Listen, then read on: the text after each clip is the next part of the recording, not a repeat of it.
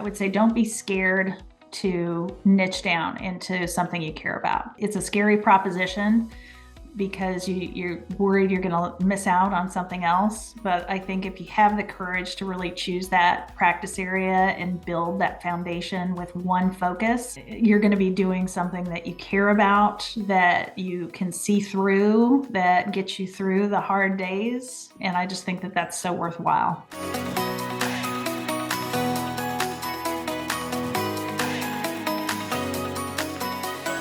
Well, hello and welcome to another guest interview here on the Profit with Law podcast. I'm your host, Moshe Amsel, and today I have a treat for you because it's not a marketing agency or an accounting firm or a answering service. None of those, right? Got another attorney here that is going to basically share her story, and she has built something massively impressive. We definitely want to spend some time picking her brains. And before I introduce her, just want to tell you about our Law Firm Growth Summit that's coming up right around the corner. When you're listening to this, it's February 4th, 5th, and 6th. It is the only law firm conference specifically for the growth of your business, and virtual and free. So if you don't want to get out of your chair, you don't want to spend a dime, but you do want to drink from the fire hose of over 50 leaders in the industry, experts who are out there pounding the pavements, doing the talks, telling you how to run your business more efficiently, more profitably, bring in more clients, then you want to register for the Law Firm Growth Summit at lawfirmgrowthsummit.com. Again, registration's free. It's a virtual event. It is 3 full days, and we have over 50 speakers coming to share with you. And I can't wait to have you there. Our guest today is Dawn Smith. Dawn is an owner and managing partner of Smith Clinesmith LLP, offering exceptional legal expertise and visionary leadership while ensuring the highest standards of client service and conduct. This role enables her to continue searching for justice by protecting the rights and dignity of our most vulnerable population. No, not babies, our disabled elderly. Dawn, welcome to the show.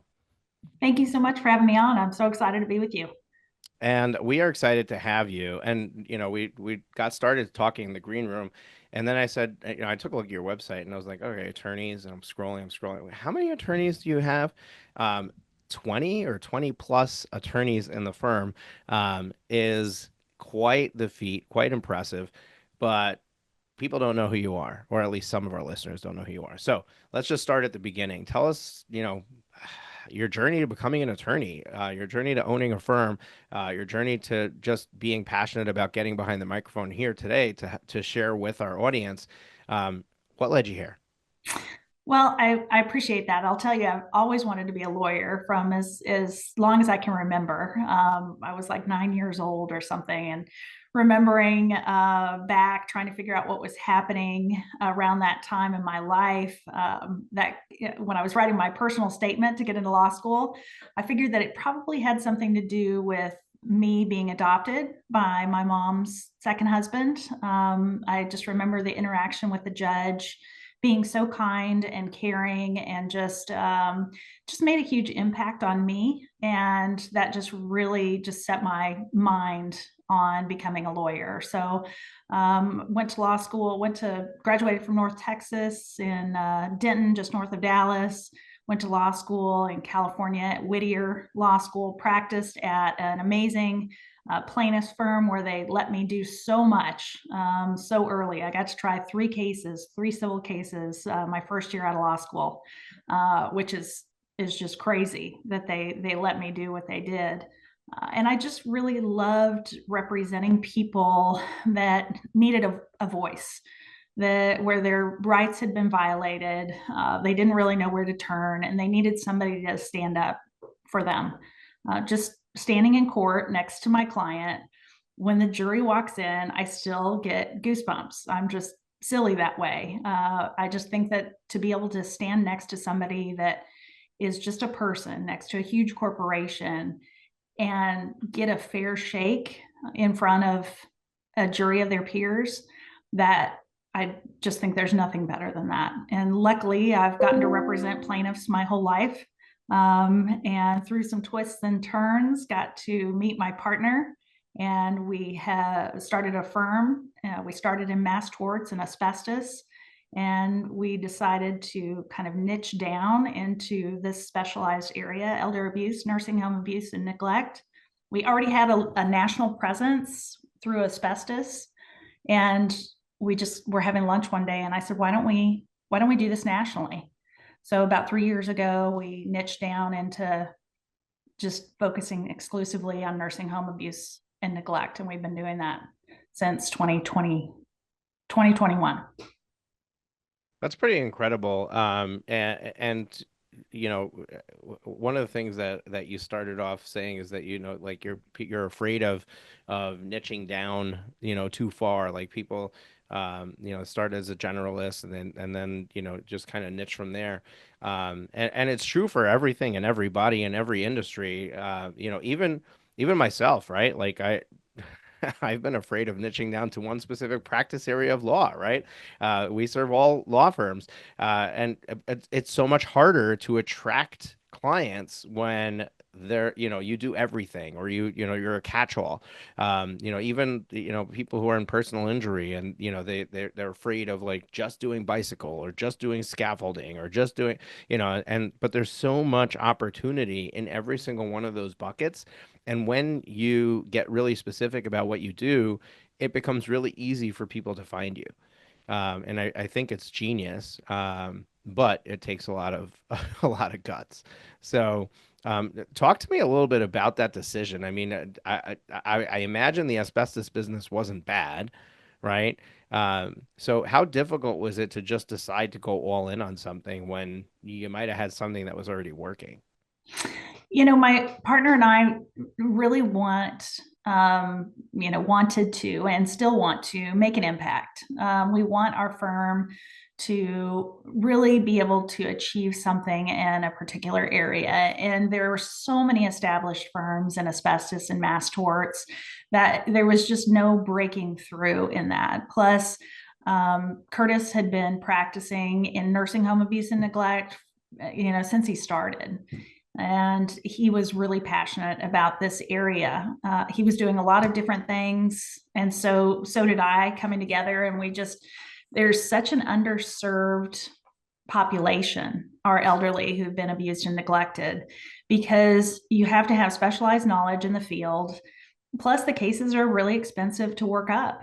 So to do it at a volume like we are working to do really takes systems, it takes processes. And we just wanted to take something on that we really believed in. We wanted to take something on and bring a team together that cared about this population. I mean, we have some great regulations that the government's put in place, that states have put in place. But if you don't have lawyers to enforce those, nothing happens, nothing changes. Sure, there are inspections that happen by government agencies, but if you're looking for a real long lasting change, I really believe that litigating these bona fide cases that are sometimes turned away from by other lawyers is a way to make an impact. And we both feel that way. So I'm actually super.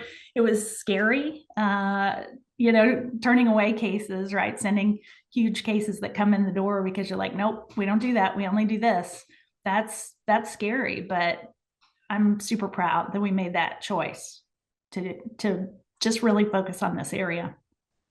Now, the elder abuse, I mean, you said the cases are really expensive to work up, but it sounds like it's a contingency-based practice. Um, what's the time frame of those cases from start until they pay out? And what was the time frame needed to, like, when we make the transition and we're gonna have these cases start to complete? Um, there's a gap there, right? So, like, how did you navigate that period of time where presumably the cash flow was weakened, if not non-existent, because of that gap and the amount of time it takes to work cases through until they result in an award for your client? Well, so the average time from, intake to the conclusion of the case is about 18 months. But it's not like we didn't have cases already that we're turning over before we started this practice. We were doing, I had some toxic tort cases, we had a lot of asbestos cases, we had general PI cases. So it wasn't kind of that hard break, start new, when we transitioned. So I would say cash flow is always it's the most important thing in a business, and to get your months on desk down to as little as possible is good for the business, and it also is good for your clients, because when you're dealing with something so traumatic as this, because most of these people that come to us have just these horrific experiences, and they were really forced to put their loved one in a nursing home or in an assisted living facility. They didn't have a choice. It was like, I keep my job and I pay my bills, or I put my loved one here, and that's it. So making these difficult choices, there's always just so much guilt associated with that. And the longer a lawsuit drags on, the harder it is for them to just move on. So cash flow is important, but it's also important to get these cases in and out as quickly as possible. They just, every time you call, right, the client, they just, what are they calling about? What questions are they going to ask? All of these emotions flood back to them. So I think that one of the most important things that we're focusing on now is our systems and processes, so that we can streamline as much as possible and get that litigation time on desk to as short as possible. Are these cases almost always resulting in death? Almost always. Yeah, I would say 90% of our cases, our clients are passed away, 85%, 90 have passed away. And I mean, that has to be rough. Like, so many other contingency-based practices, you're dealing with the victim themselves, right? Like personal injury, stuff like that, where their life has been altered, but they're still alive, and the emotions are different, right? It's not as raw because they're there, they're working through it. So I could totally understand. I mean, you're dealing with a family member who's lost a loved one, and they think that they didn't have to, right? So that person could have lived longer, or could have had a different outcome. That has to be really tough for them to deal with. So it's very interesting because understanding your client and understanding what their needs, and running your practice around that, um, is noble, right? Like, it's because you might be able to get a better payout if you made it last longer, but you can get better closure for them if you shorten it, and you're doing that for them, which is amazing. I mean, that's why we decided this practice area was for us, because we do want to focus on an area that we feel like is going to make a difference to individuals, to their families, to the community. Because it's one thing that, yes, maybe they could have lived longer, but suffering in your final days. You've been somebody's grandma, their mother. You said that you're gonna grab your kids, right, when they get home from school. Just all of those lessons that we learn from our parents and grandparents, and then all of the dignity that we've seen in them, how they've raised us, and then just some of the horrific things that happen in a nursing home or an assisted living facility. It's just not right. Yeah. It's just not right. And the faster we can get that case to justice, the better off our clients are going to be, and the better off the community is going to be. Yeah, and you don't know this about me, but I'm also a paramedic, so I'm in nursing homes on the other side of this conversation, treating patients, and I get to see firsthand what goes on there. So I understand it probably a lot more than a lot of our listeners. Yeah, But I want to bring the conversation to something that I mean, the story is cool, but and it's great, and I love your mission. But I want to bring this to a place of value for our listeners, and our listeners are all building law firms, right? They're trying to go through the motions of creating something, and maybe they have no vision of getting to anywhere close to what you have, right? Like, I mean, some people want to get, as big as possible, or they like, you're in this legacy creation mode where it's not about the size of the firm, it's about the size of the problem and being the solution to the problem. So you're not going to stop until you feel like the nursing homes have heard you, right?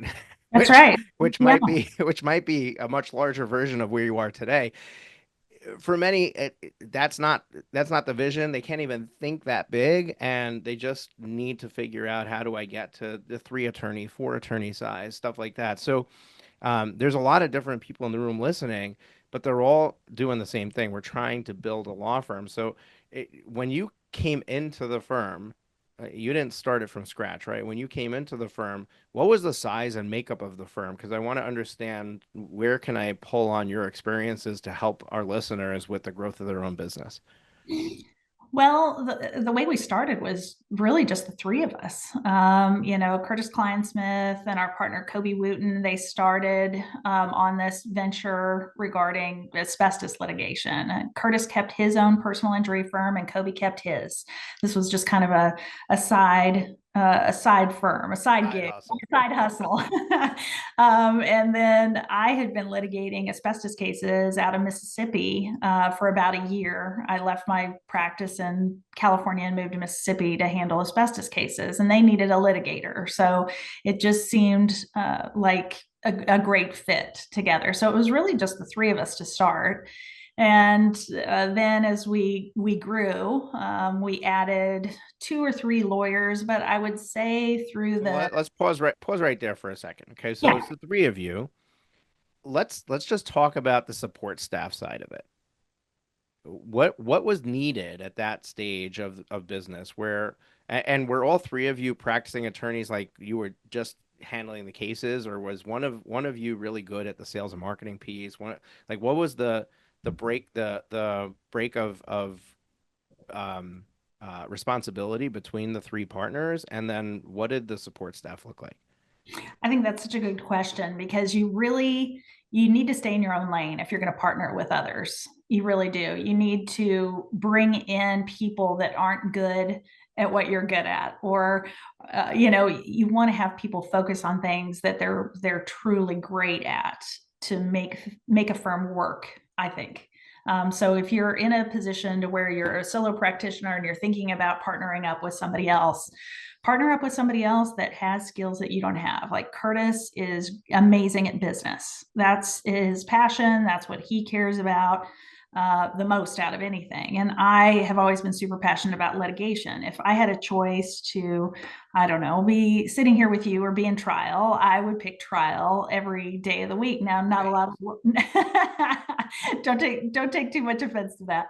But I love being in trial. That is my home. That is where I feel the most comfortable. And that's where I would be all the time if I could. So that just really came together well. So that's what I would encourage your listeners to do. Find somebody that is good at something different that will help you build a firm. When it comes to support staff, you need key people that are really willing to do whatever is necessary to make the business work. You want people that care about what you're doing and care about what you're trying to build. So at first, I think so. Charlie Kirby is our COO. She's worked with Curtis for like 20 years. She's been with him. She started as a legal secretary and she's worked her way up over time to our COO of our firm, which we've got 70, 80 people at this point. So you've got to have kind of that key person that's willing to do whatever it takes. That's your first key hire, I think. You need somebody that's great on the phone. You need somebody that is outstanding on the phone. I think some people just really don't put enough thought into that forward facing person that's talking to your clients on a daily basis and what they do. And then you need somebody that has some knowledge in the area that you're practicing in or is really smart and can learn what you're doing really fast. I think those are really the key components when you're starting to build a practice.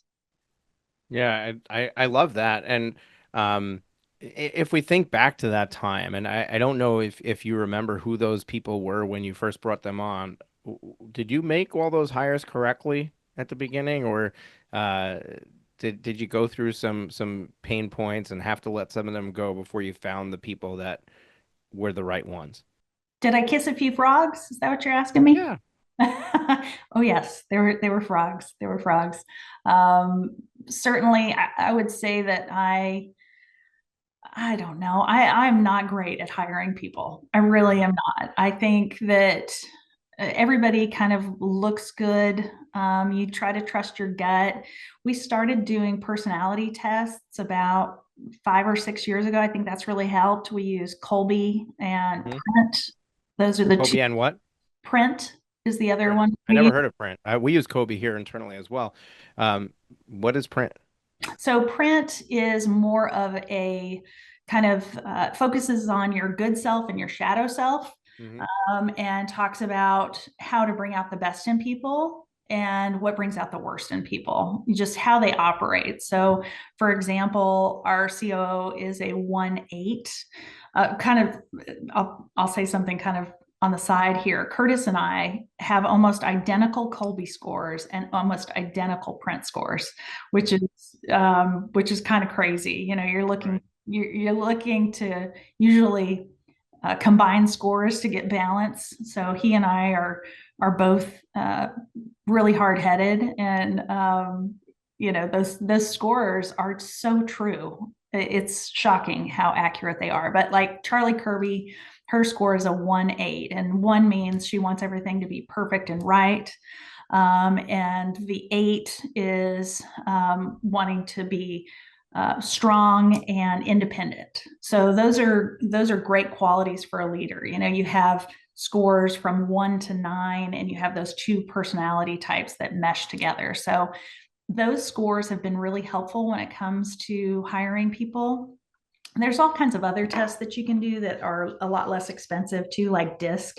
I think DISC is a good test, but I don't think people should hire people blindly. You shouldn't just look at their resume and say you look good. I mean, check people's references. I think that's important. Um, go through several steps, several hurdles that they need to take that shows you they really want the job. We make our folks do a closing statement after the interview session is complete, where they talk about how their values match our core values. And I think you really have to have some sort of structure in your firm so that you know what you're trying to build, so that you can convey that message as well. That helps you pick the right people. Yeah, I think being really clear about your mission, being clear about your core values is really absolutely a must before you even think about bringing somebody on because you need to make sure that there's alignment there. But I want to go back to this, this kissing some frogs, part of your experience, and I find it really funny that you're sitting here saying, I suck at hiring people. How many people are on your staff? Total right now, like, and I know it's probably a moving target, so just approximately. I think between 75 and 80 right now. So Dawn has between 75 and 80 people working for her. And now maybe she's not doing the hiring, maybe I don't do somebody the else is, but hiring. right, but she I says don't do the I suck at hiring, right?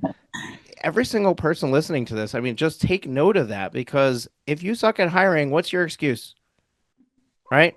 Dawn can do it. You can do it. Right? And I think it's really important for us to highlight that and look at it because we can hide behind any excuse we find, or we can choose to persevere through it.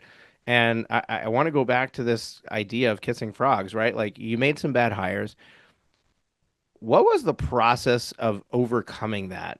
And let me give this a little bit more color in my question. I've had clients who, after a bad hire, have spent a significant period of time questioning whether they're good at hiring, whether they even need that position, whether, before they came back to the table and said, okay, let me look again for this person, right? And I'm curious if you went through similar things or if you were just kind of like, okay, this didn't work out, gone. Let's look for the replacement. I would say a little bit of both. I'm a big fan of Guardians of the Galaxy. I don't know if you remember that line. He says bit of both. So when you're looking for a position, um, and it doesn't work out, you either have to pivot and come up with a different way to move forward, or you got to find the right person for that spot. I mean, that's all there is to it. If you're a business owner, business owners and lawyers do not coexist, I don't think, easily, right? Lawyers are, big fact finders. We were taught in law school to find the law, how to argue the law, but when it comes to building a business, they don't teach us how to do that. So you have to be tenacious. You have to just, I don't know, when it comes to building something, you have to believe in it and you have to find a way. I think that's the most important lesson. I mean, I've had plenty of bad days. I have bad days all the time where I'm like, oh my gosh, what are we doing? Are we going the right direction? And then I just go back to the vision that we have and the mission that we have. I would say the frogs came when we really didn't have that clear vision and mission. We didn't have any kind of processes in place. We were trying to build something without a foundation. So if you're struggling, I think take a step back, make sure that you have a strong foundation in place and you're moving towards something that you really believe in. And I know that sounds kind of fluffy, but there's a place in the law where you can feel that way. There really is. And until you find it, and until you create that foundation, I think you're going to keep kissing frogs. Yeah, there's a book that I talk about on the podcast all the time. I share it with all our coaching clients the moment that they sign up. It's called Living Forward by Daniel Harkavy and Michael Hyatt. And it's a really short read, but if you do the exercise in it, it'll take you a while. I have actually had clients like take a weekend and just like go away for the weekend and just go through the book. But essentially, the book is designed to help you create your life plan. And really just get clear about all the different domains in life and where they rank and how important they are. And there's a really powerful exercise in there, which is to write your own eulogy. And when you get really clear about what it is that you want to be known for when you pass, it helps you really identify like what should I be spending my time, effort, and energy on, and what am I actually building? And if it's not a successful law firm, then you're in the wrong business. And if it's a successful law firm, but it's not the what you're creating today, then you got to shift and change that. So similar to what you're sharing, I think that there's a huge opportunity for people to just get super focused on what they're doing. What I do every day, and you talked about your grandparents impacting you, is actually something that I experienced from my grandfather. And my grandfather came from Nazi Germany at 11 years old, lost his mom and twin siblings in the war, watched his father, start and create a diamond merchant business, took that business over. He had some success, and together with four cousins, they bought an apartment building in the west side of Manhattan. Fast forward, I'm a 19, 20-year-old punk. I got married and had a kid right away, and I had a good job in the IT industry, and I had enough money to pay a mortgage but didn't have enough money for a down payment. Went to my mom and said, what do I do? How do I save money for a house? She said, well, your grandfather put money away for you. And my grandfather funded the down payment of the first home purchase for all 36 of his grandchildren from that Wow. investment in the west side of Manhattan. Um, and that completely changed the trajectory of my financial journey. I mean, I was maxing out my Roth IRA when I was 21 years old because I wasn't saving for a house. And I built equity in a home that when I went through a divorce, I was able to sell and able to fully fund my children's college fund from the proceeds of that sale as we proceeded through the divorce. So, there's a lot of things that little thing empowered me to do that I would have never been able to do otherwise. So when I decided that, I want to get really purposeful about my life, it was, my mission became to empower all people with wealth creation so that this and future generations could lead a better life. Um, but having that clarity, I now know everything that I do every day is about helping my clients to create a better future for their future generations. It's not even about them, right? It's not even about making a better life for them. And people who, under like they feel that story and they're like, wow, I want to do that for my kids, my grandkids. Those are the people I attract. And the Mhm. people who are like, no, I just want to go out and buy a Corvette or a Ferrari or whatever. I'm not really attracting a lot of those. Yeah. Yeah. I love that story. That's a great story. I think that just really kind of leads to how important that generation is. the folks that came before us that were trying to build something important that's going to last. There's so many. I think that people that were living through World War II are just a generation that I hope will find that type of generation again, but they're special people that really changed our world, really did. So I love that story. Yeah, absolutely. And I can only hope that I can create something for my grandchildren to look at and say, I want to be like him. Because of XYZ, whatever I saw. I don't know what that is, but I know that, I have the power and the ability to help a lot of people, change the trajectory of their life. And it would be wrong if I didn't put myself out there to do it.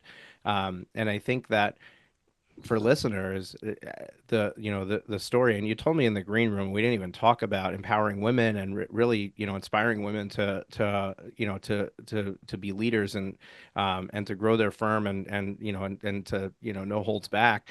I think that's all part of this, right? Like we have the ability to influence people to do things better, to do things in a better way. And it starts with conversations like this, where somebody listens and says, wow, look what Dawn was able to build, and some people are going to sit here and listen and say, oh, well, she had a partner, so that's why I can't do it. Oh, well, she, did mass torts before. She was a litigator. That's why I can't do what I want to do. They're going to find pieces of your story to look at it and say, she's different, so therefore I can't. But there are also people out there who are going to listen and say, wow, Dawn didn't do anything special. She got out of law school. She did a little bit of litigation, and then she, partnered up with somebody and got passionate about something. And look what she's built. And that's, we can inspire with your story. We can drive people to take action, drive people to look and see. So we're going to wrap it up shortly, but we talked about building the team. What about client acquisition? I mean, was that because you niched down? Did that just naturally happen? What was the big mover for you that was like, wow, we did this thing and it completely changed the trajectory of our firm as far as clients coming? I think referral partners have been key for us. Like I said, this market is really underserved, and there are lawyers, lots of amazing lawyers that I'm still learning from today. I'm continuing to learn this field of law, which has so many nuances. But most of the lawyers practicing in this area do it at a very small volume. So referral partners that we have see the value in these cases, and a lot of cases that we take have been turned down by those other firms because they're not, the perfect case, meaning the worst injuries, the perfect family, checking all of those boxes. And we represent the victim, right? The person that's not alive anymore, not with us anymore, the one that suffered. That's who we focus on, and we figure out a way to make everything else work. So most of our practice has been referral based, and it's really exploded based on the number of cases that are just really not pursued by a lot of firms. So it's a good area to be in if you care about it. And the main thing that I want to pass on to your listeners is just pick something that you care about and be relentless in creating a foundation that you believe in. And then really everything else falls into place after that. Yeah, I remember there was somebody I spoke to. He didn't end up becoming a client, but he was very passionate about adoption, and he was building a whole practice around adoption. And I love that. There's, if you have a story of why you're choosing this, and that's what's driving you, it completely changes the whole trajectory of what you do, because it's what forces you to get out of bed in the morning. It's what get allows you to overcome every single hurdle that you need to along the way. Like when things don't work the right way, and they're gonna happen. They're gonna happen practically every day. Every Uh, day. yeah. So when things don't go right, that's the thing you lean on. You're like, well, am I going to allow this thing to stop me from going and helping another, 1,000 families who, had lost their parent through elder abuse, or am I going to push on and push through this and continue to this mission of helping them? And that really is the thing that keeps you going, subconsciously or consciously, right? And that's, that's what I love about your story is like, hey, we got super niche about this because it was important to us, and and by doing that, it's really allowed us to propel our growth. And I mean, folks, listen to the story. Like, it's not like Dawn is saying, hey, we got flashy with TV ads and radio commercials, or we like, yeah, we're killing it at Google PPC because people are searching for a solution and nobody else is coming up but us. No, it's we're the leaders in the industry because we decided we were.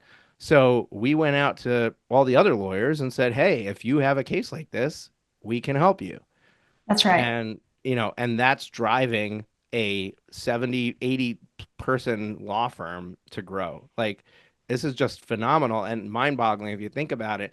Anybody who says, hey, you can't build a business off of referrals, go back and listen to this episode again. Um, love your story, Dawn. It's been really, really inspirational. Okay, we're gonna wrap it up here. I just when we close up, I asked for two things. I'm gonna ask you the two questions. We're gonna quickly talk about the Law Firm Growth Summit again, and then you'll respond. Question number one is, what is one parting piece of advice or wisdom you'd like to leave with our listeners? Number two, if you want to be accessible to our listeners, what is the way that they can get in touch with you? Or if they have an elder abuse case to send your way, what is the right way for them to do that? Um, Folks, we have our Law Firm Growth Summit coming up very shortly, probably right after this episode gets released. It's February 4th, 5th, and 6th. It is 3 full days, 50 plus speakers. We're breaking it down. Basically, the 3 days are broken down into day number one is an investor day. I actually pull up the agenda here so I get this right. And it's basically think like an investor, not like a lawyer. Day number two, build your all-star team. Day number three, construct your client generation machine.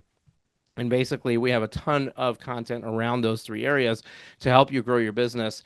It is free to register, free to join. You can purchase the recordings if you can't make it to the whole thing, or if you just want them to have them, and you'll be given that opportunity after you register. But the registration is free. The attendance doesn't cost you anything because it's literally from your internet connection wherever you are. So we'd love to have you go to lawfirmgrowthsummit.com and register there, and we'll see you on February 4th, 5th, and 6th. Dawn, back to you. I would say if I had one piece of advice, I would say don't be scared to niche down into something you care about. It's a scary proposition because you're worried you're going to miss out on something else. But I think if you have the courage to really choose that practice area and build that foundation with one focus, you're going to be doing something that you care about, that you can see through, that gets you through the hard days. And I just think that that's so worthwhile. 100%. That would be the scariest. That's the scariest thing I ever did, and the best thing that I ever did. And then the Yeah. second, I was, I was like, the second question. Well, how do people get in touch with you? Yeah. Our URL is fightingelderabuse.com. And you can email me at dawn@fightingelderabuse.com. That's pretty simple, and really, again, I appreciate you being here, folks. If you learned something from this episode, I'm trying something new. I did it on the last couple of interviews, and I'm going to do it here again. Take a link to this episode and just send it off to a friend. Somebody else is building a law firm. You want to provide value to them. Let them go and give this a listen. There's something here that they're going to glean from. They're going to appreciate you sending it, and it'll help us to spread the message, spread the word of what we're doing. So hopefully you can share this with somebody. We're here every single week. We'll see you next Thursday with another amazing interview. Dawn, really appreciate you being here, and sharing your expertise and knowledge. And I'm sure that we'll find other opportunities to to collaborate with each other, in enhancing and helping you send your message out there. But folks, whatever you're going through right now, just know that there is another version that is more successful than today that you can hit. And you just need to push through. You need to persevere. You need to get really clear about why you're doing what you're doing and just focus on that, to overcome every hurdle that you have. And I'm sure that you can and you will persevere and end up building the vision that you have for your firm. Take care, and we'll see you next week.